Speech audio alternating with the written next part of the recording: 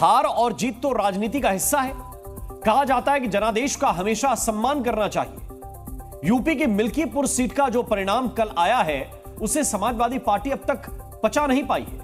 अयोध्या की जनता ने 60,000 से ज्यादा वोट से बीजेपी को जिता दिया, पर सांसद अवधेश को इसमें फर्जीवाड़ा दिख रहा है।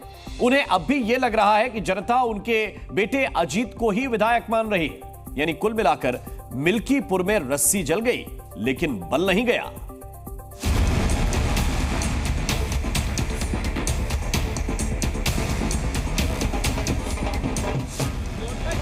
अजीत प्रसाद को ही विधायक मान रही है, उसकी आत्मा में है, जनचर्चा में है कि जनता का विधायक अजीत प्रसाद है।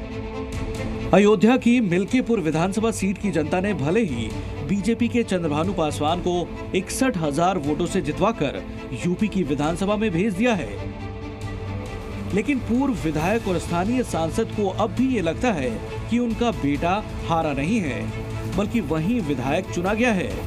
अवधेश प्रसाद दावा कर रहे हैं कि बीजेपी का जो उम्मीदवार जीता है उसे जनता ने नहीं बल्कि पुलिस और चुनाव आयोग ने चुना है। सरकार के विधायक, पुलिस के विधायक और चुनाव आयोग के विधायक जो चुनाव घोषित करके बनाए गए वो हैं, लेकिन जनता के और हम देवतुल्य मतदाताओं के प्रति मिल्कीपुर के समस्त मतदाताओं पे जनता जनार्दन के प्रति आश्वासन देते हैं कि अन्याय अत्याचार की लड़ाई लड़ते रहेंगे और लोकतंत्र की रक्षा के लिए बाबा साहब भीमराव अंबेडकर के संविधान के लिए संघर्ष करते रहेंगे। बेटे को अपनी जगह विधायक बनवाने के लिए अवधेश प्रसाद ने वो तमाम दांव चले थे जो कि चुनाव में हर नेता करता है। वो दो बार रो भी पड़े, लेकिन उनके आंसू मिल्कीपुर की जनता का दिल जीत नहीं पाए। इसलिए वोटिंग से पहले ही वो भी प्रशासन पर गड़बड़ी का आरोप लगा रहे थे। उन्होंने ये लाइन अपने अध्यक्ष अखिलेश से ही सीखी है, जिन्होंने परिणाम आते ही सोशल मीडिया के जरिए बीजेपी पर इल्जाम लगा दिया कि बीजेपी ने 420 की है। अखिलेश भी अब भी हार नहीं पचा पा रहे हैं और वो चुनाव अधिकारियों पर गुस्सा निकाल रहे हैं। एक विधानसभा पूरी ताकत लगा दी ने, इन्हें तो लोकतंत्र में कोई बहुत बड़ा सम्मान देना चाहिए। लोकतंत्र में इन्हें सम्मान मिलना चाहिए, उन बीएलओ को सम्मान मिलना चाहिए जिन बीएलओ ने पर्ची नहीं पहुंचाई, नाम काट दिए समाजवादियों के। उन अधिकारियों को भी लोकतंत्र का कोई न कोई पुरस्कार मिलना चाहिए जिन्होंने वोट नहीं डालने दिया।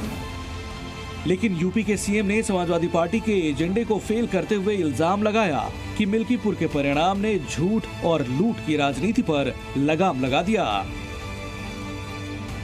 मिल्कीपुर के नतीजों पर जारी सियासी जंग के बीच स्थानीय लोगों ने अवधेश प्रसाद को क्या सलाह दी है, वो भी आपको सुनना चाहिए।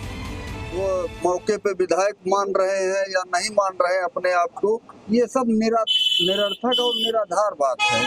अगर तथ्यात्मक उनके पास कोई प्रूफ है, प्रत्यक्ष कोई उनके पास प्रमाण है, तो उसको माननीय न्यायालय की शरण में जाएं। ये जनता से आप पूछ लीजिएगा कि आपको वो खुद सांसद नहीं मानती तो आपके बेटे अजीत प्रसाद को विधायक कैसे मान लेगी। बीजेपी पर चुनाव आयोग के साथ फर्जीवाड़े का आरोप लगाने वाली समाजवादी पार्टी ने लखनऊ में पोस्टर लगाकर लोगों को असलियत बताने का अभियान शुरू किया है। इस पर भी सियासी घमासान तेज हो गया है।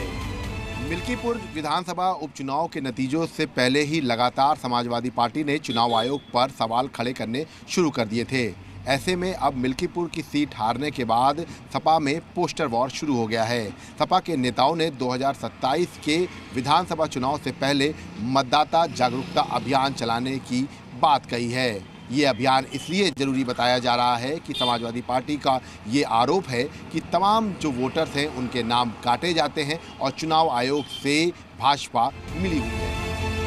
मिल्कीपुर चुनाव में बीजेपी के चंद्रभानु प्रसाद को कुल 1,46,397 वोट मिले। वहीं समाजवादी पार्टी के अजित प्रसाद को 84,687 वोट से ही संतोष करना पड़ा। यानी कि अजित प्रसाद के विधानसभा पहुंचने का सपना 61,710 वोटों के विशाल अंतर की वजह से टूट गया। टूटे सपनों की वजह से ही शायद समाजवादी पार्टी इसका ठीकरा प्रशासन और चुनाव आयोग पर फोड़ रही है। मिल्कीपुर से प्रवेश पांडे के साथ लखनऊ से विशाल रघुवंशी, जी मीडिया।